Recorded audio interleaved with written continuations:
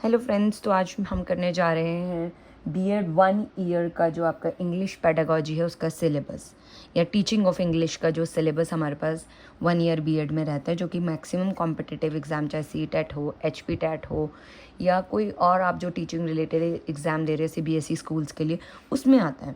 तो इसमें सबसे पहला जो हमारा टॉपिक रहेगा वो मेथड एंड अप्रोचेज़। तो सबसे पहला जो मेथड है वो हमारे पास है ग्रामर ट्रांसलेशन मेथड। जो ग्रामर ट्रांसलेशन मेथड है इसमें हम क्या करते हैं, मदर टंग में जो है वो बच्चे को जो है वो हम रूल्स लर्न करवाएंगे। जैसे अगर हम देखें प्रेजेंट कंटिन्यूस का rule, subject plus is am are plus ING plus object. तो इस तरह का जैसे हमने जो रूल बताया वो सिंपल अपनी मदर टंग में हमने जो है वो बच्चे को एक्सप्लेन किया। यहाँ पे जो हमारा फोकस रहेगा वो एक्यूरेसी के ऊपर रहेगा और ट्रांसलेशन के ऊपर रहेगा, नॉट ऑन फ्लुएंसी कि बच्चा कितना फ्लुएंट है लैंग्वेज में, उस पर नहीं, बच्चा कितना एक्यूरेटली जो है उसको करता है, उस पर हमारा फोकस रहेगा। सेकेंड मैथड है डायरेक्ट मैथड। इस मैथड में मदर टंग का यूज़ नहीं होगा, only the targeted language is use, like English या कोई भी जो जिस भी एरिया में आप रह रहे हैं वहाँ पे, जैसे अब आप चंडीगढ़ में देखोगे तो पंजाबी है, कॉन्वेंट स्कूल में जाओगे तो वहाँ पे टारगेटेड लैंग्वेज क्या है, इंग्लिश है। सबसे अच्छा एग्जांपल इसका यही है, आईसीएसई स्कूल्स ने इंग्लिश जो है वो एक टारगेट लैंग्वेज है, every one has to speak in English only. तो क्या होगा वहाँ पे, अगर आप इंग्लिश में बात नहीं करेंगे तो आपके ऊपर फाइन लग जाएगा। तो यहाँ पे एक्यूरेसी फोकस नहीं है, यहाँ पे फ्लुएंसी फोकस है डायरेक्ट मेथड में। उसके बाद थर्ड मेथड है कम्युनिकेटिव अप्रोच, और you can say communication language teaching. इसमें हमारा फोकस क्या है, फ्लुएंसी के ऊपर, जो डेली लाइफ में हम जो बात कर रहे हैं, जो कम्युनिकेशन हम कर रहे हैं, एक्यूरेसी के ऊपर हमारा ध्यान नहीं है, जो हम इन जनरल एक दूसरे से बात कर रहे हैं वो। तो इसमें जो है वो टीचर जो है वो इस मेथड में लीस्ट डोमिनेंट है, जबकि ग्रामर ट्रांसलेशन मेथड में जो है टीचर जो है वो डोमिनेंट है, राइट। ये स्टूडेंट सेंटर्ड मेथड है जो सीएलटी मेथड है। उसके बाद नेक्स्ट जो हमारे पास टॉपिक है वो teaching of pros, poetry and drama. तो टीचिंग ऑफ प्रोज जो है वो 3 स्टेप्स में होगा। फर्स्ट स्टेप है pre reading. Pre reading is done for motivation. Second step is while reading. While reading is done for understanding. Third step is post reading. Post reading is done for evaluation, right. First step pre reading, motivation. Second step while reading, understanding. Third step post reading, evaluation. उसके बाद teaching of poetry. Teaching of poetry जो है वो focus करता है हमारे emotion के ऊपर और रिदम के ऊपर। इसमें जो मेथड हम यूज़ करते हैं रेसिटेशन मेथड यूज़ करते हैं। जैसे कि अगर आपने देखा होगा टीचर्स जो है वो Johnny Johnny yes papa, eating sugar no papa, they recite the poem and the students will also repeat after them. So this method is known as recitation method. Now teaching of drama. Drama mainly focus on expression. Expressions के ऊपर जो है वो drama जो है वो काम करता है, और इसको हम जो मेथड है जिससे हम इसको पढ़ाते हैं वो है रोल प्ले एंड ड्रामेटाइजेशन। अगर आपको याद होगा तो 10th में और जो आईसीएसई स्कूल्स है उसमें तो उससे भी पहले जो है जूलियस सीजर करके एक प्ले होता है, तो उसमें क्या है, we are through role play we are telling the drama. Then next is teaching of grammar and vocabulary. तो teaching of grammar is done, वैसे तो बहुत सारे मेथड्स हैं बट मैं आपको 2 ही मेथड्स बताऊंगी, inductive method and deductive method. Inductive method is first we will tell the examples to the children and then we will move to the rules. आप पहले बच्चे को कोई एग्जाम्पल बताएंगे और उसके बाद आप उसको क्या बताएंगे, रूल्स बताएंगे। लाइक अगर मैं बोलूँ कि शी इज़ गोइंग देयर, तो मैंने किसका एग्जाम्पल दिया, प्रेजेंट कंटिन्यूस टेंस का। अब मैं इस सेंटेंस से बताऊंगी कि शी जो है that is subject, is the helping verb of present continuous, then there is main verb go and then we have put I N G after go, तो going to school is your object. तो मैंने क्या किया, एक example से मैंने rule derive किया। तो this method is known as child centered method, inductive method. Deductive method is from rules to example, जिसमें मैं पहले रूल बताऊंगी कि this is the rule of this tense and you, उसके बाद मैं बच्चों को एग्जाम्पल्स दूंगी। तो that is, this method is teacher centered, inductive method is child centered. Then teaching of vocabulary. तो इसको हम जो वोकैबुलरी को है we will teach to the students through stories, passage और सिचुएशंस। इसको हम क्या नाम दे सकते हैं, कॉन्टेक्सचुअल मैथड, राइट। हम बच्चे को क्या है, पहले एक स्टोरी सुनाएंगे, उसमें हम क्या वर्ड्स का यूज़ करेंगे और उससे हम जो बच्चे की है वो वोकैब को हम बिल्ड करेंगे, या डिफरेंट डिफरेंट सिचुएशंस के उसको एग्जांपल्स देंगे।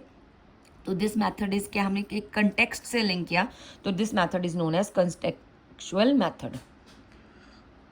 देन हम पिक्चर्स और रियल ऑब्जेक्ट से भी जो है वो वोकैबुलरी को हम पढ़ा सकते हैं। जैसे अब आप छोटे बच्चे के केसेस में देखोगे कि teacher will show apple and then they will say this is a apple. Okay, now after that there are 4 skills, teaching skills of English, that are listening, speaking, reading, writing, और हम इनको बोलते हैं LSRW skills। LSRW skills जो हैं वो हम किस में यूज़ करते हैं, टीचिंग ऑफ इंग्लिश में। तो जो सबसे पहली स्किल है वो बच्चा क्या लर्न करता है, दैट इज़ लिसनिंग। सब लोग सोचते हैं कि सबसे पहले बच्चा बोलने की स्किल, पहले वो सुनता है। अगर आप छोटे बच्चे को देखोगे वो एकदम से बोलना स्टार्ट नहीं करता है कि वो 1 साल का और वो बोलना स्टार्ट कर देगा। वो काफ़ी जो है पिछले 10-12 महीनों से वो सुन रहा होता है कि ये मम्मा होता है, ये पापा होते थे, and then one day suddenly he और शी स्टार्ट स्पीकिंग मम्मा पापा। तो जो सबसे पहली स्किल है that is listening. Understanding of spoken language, hearing, and this skill is known as passive skill. जो आपकी लिसनिंग है that is a passive skill and the first skill. Then speaking skill works on oral expression and that is the active skill, क्योंकि उसमें जो है जो person है that is और the student is participating actively, that's why it is a active skill. Then reading is understanding the text, whatever is written the student or the child is reading it, right? Then the next is written writing or written expression. Now in this skill, whatever he has listened, read, now that the child is writing. Okay, so speaking and writing are productive skills, whereas listening and reading are your receptive, means they are the person is receiving. और जो ये है speaking and writing है, इसमें क्या कर रहे हैं, प्रोड्यूस कर रहे हैं, मतलब कुछ चीज़ प्रोडक्ट आ रहा है, तो that's why these skills are productive skill. Okay, और हम रीडिंग को डिकोडिंग स्किल भी बोलते हैं और राइटिंग को एनकोडिंग। डिकोडिंग क्यों, कि जो लिखा हुआ है कोई टेक्स्ट, जैसे अब ये टेक्स्ट है, इसको आप पढ़ोगे तो आपने क्या किया, इसको डिकोड किया, और अगर अभी मैं यहाँ पर लिख रही हूँ तो मैं अपने मैसेज को क्या कर रही हूँ, एनकोड कर रही हूँ। तो reading is decoding skill and writing is encoding skill. और अगर आपको इसका स्क्रीनशॉट लेना है तो मैं इसको अच्छे से यहाँ पे आपको दिखा देती हूँ, और ये जो नोट्स हैं ये आपके लिए बहुत ही हेल्पफुल रहने वाले हैं। तो इससे आप जो है 1-2 दिन में भी अपने एग्ज़ाम की तैयारी कर सकते हो, 2-4 बार इनको रिवाइज करके। Now the next part is lesson planning. In this what we are going to do, कि हम लेसन को जो है, कोई भी लेसन जो हमें क्लास में डिलीवर करना है उसको हम प्लान कैसे करते हैं। सबसे पहले हम ऑब्जेक्टिव सेट करते हैं कि इस लेसन को पढ़ाने के बाद मैं ये चीज़ें जो है वो अचीव कर लूँगा। उसके बाद हम उसको प्रेजेंट करते हैं, प्रैक्टिस करते हैं, और लास्ट में जो फाइनल स्टेप है वो है इवैल्यूएशन, राइट। उसके बाद नेक्स्ट जो टॉपिक है वो असेसमेंट एंड इवैल्यूएशन है। असेसमेंट क्या है, एक कंटिन्यूस प्रोसेस है, जबकि इवैल्यूएशन क्या है, एक फाइनल जजमेंट है, राइट। असेसमेंट में आपका आता है CCE, continuous comprehensive evaluation, right. It is a continuous process. इसमें 2 टाइप्स आती हैं, फॉर्मेटिव एंड सबमेटिव। आजकल आपने स्कूल्स में पैटर्न देखा होगा कि 4 FAs होते हैं, 2 essays होते हैं। तो वो क्या है, वो फॉर्मेटिव असेसमेंट है। FA1, FA2, FA3, FA4 means during learning क्या है, या हम उनको यूनिट टेस्ट भी बोलते हैं। जब बच्चा सीख रहा है उसी टाइम हम क्या कर रहे हैं, 1 या 2 यूनिट का टेस्ट ले रहे हैं, तो वो लर्निंग के टाइम पे ही हमने टेस्ट लिया। सबमेटिव क्या है, जब बच्चे ने पूरा सिलेबस एक पोर्शन कवर कर लिया, जिसको हम हाफ ईयरली एग्जाम्स और फाइनल एग्जाम्स भी बोलते हैं। क्या किया कि उसने 10 चैप्टर्स कर लिए हैं, उसके FAs दे दिए हैं, अब हम उसका क्या लेंगे, एक फाइनल जो उसकी लर्निंग है उसका टेस्ट लेंगे, तो उसको हम क्या बोलते हैं, सबमेटिव असेसमेंट। और इवैल्यूएशन क्या है, आपकी फाइनल जजमेंट, कि ये सब कुछ होने के बाद आपने क्या इवैल्यूएट किया, वो उसकी फाइनल जजमेंट है। अब इवैल्यूएशन के पास हमें पता चलता है कि कुछ जो है बच्चे हैं वो अच्छा नहीं कर पा रहे हैं, उसके लिए हम क्या करते हैं, डायग्नोस्टिक टेस्ट को यूज़ करते हैं, ये फाइंड आउट करने के लिए कि लर्निंग में जो है वो बच्चे को कहाँ कहाँ पर डिफ़िकल्टीज आ रही है।